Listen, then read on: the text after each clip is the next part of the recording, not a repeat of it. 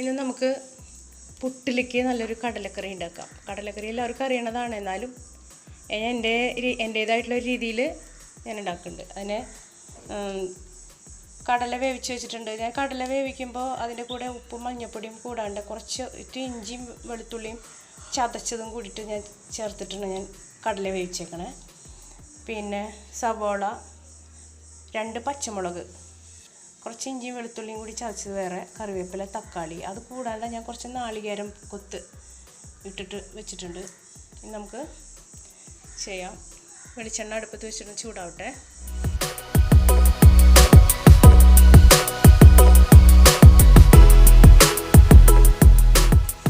ഇപ്പോൾ വെളിച്ചെണ്ണ ചൂടായിട്ടുണ്ട് നല്ലോണം.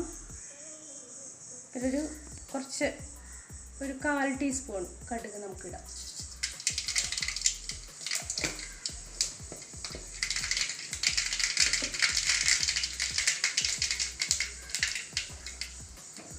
കുറച്ച് അരിഞ്ഞു വെച്ച സവോള,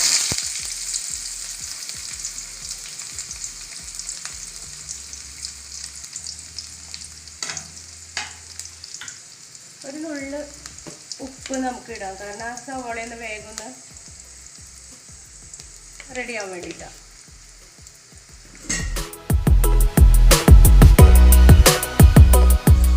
ചെറുതായിട്ടൊന്ന് വഴന്ന് വന്നു കഴിഞ്ഞിട്ടുണ്ടെങ്കിൽ ഈ ചതച്ച് വെച്ച ഇഞ്ചി വെളുത്തുള്ളിയും കൂടിയിട്ട് നമുക്ക് അതിലേക്ക് ഇട്ട് കൊടുക്കാം.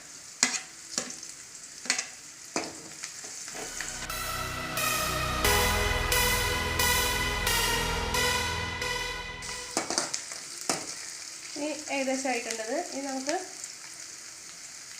തക്കാളി,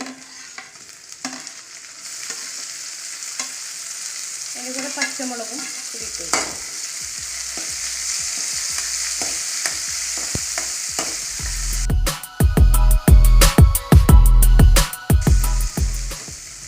കറിവേപ്പിലയും കൂടി ഇടണം.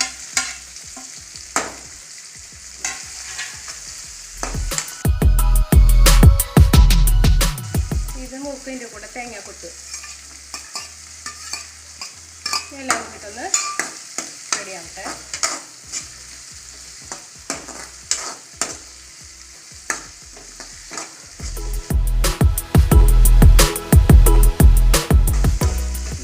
നോൺ സ്റ്റിക്കിൻ്റെ പാനില്ലാത്ത കാരണം കൊണ്ട് ചട്ടി ചൂടുണ്ടാവും. അതാണ് ഞാൻ ഈ തുണി ഇങ്ങനെ കൂട്ടി പിടിച്ചില്ലെങ്കിൽ ശരിയാവില്ല.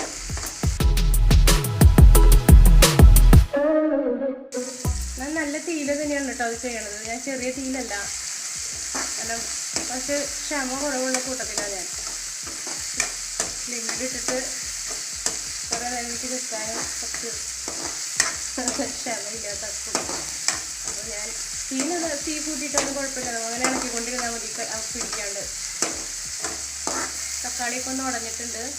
എന്താ ഉടഞ്ഞിട്ടുണ്ടെങ്കിൽ നമുക്കതിലേക്ക് ഞാനിതിലേക്ക് 1/2 ടീസ്പൂണ് മുളക് പൊടി, ഒരു 1/4 ടീസ്പൂൺ മസാലപ്പൊടി, 1 ടീസ്പൂണ് മല്ലിപ്പൊടി. ഞാൻ കാശ്മീരി ചില്ലിയുടെ പൗഡറാണ് എടുത്തേക്കണത്.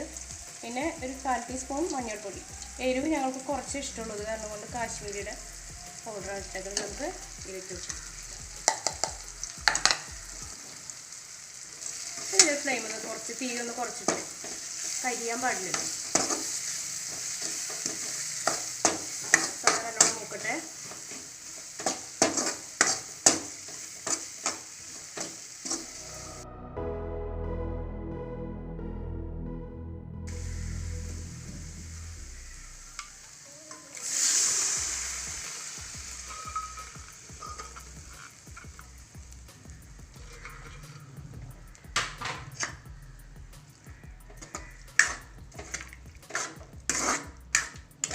ഉപ്പൊന്ന് നോക്കട്ടെ.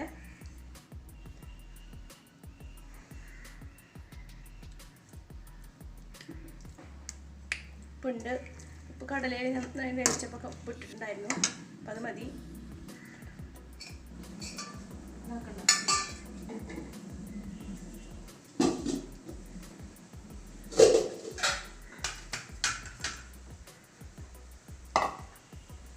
ഇനി നമുക്കത് ഒരു പാത്രത്തിലേക്ക് മാറ്റാം.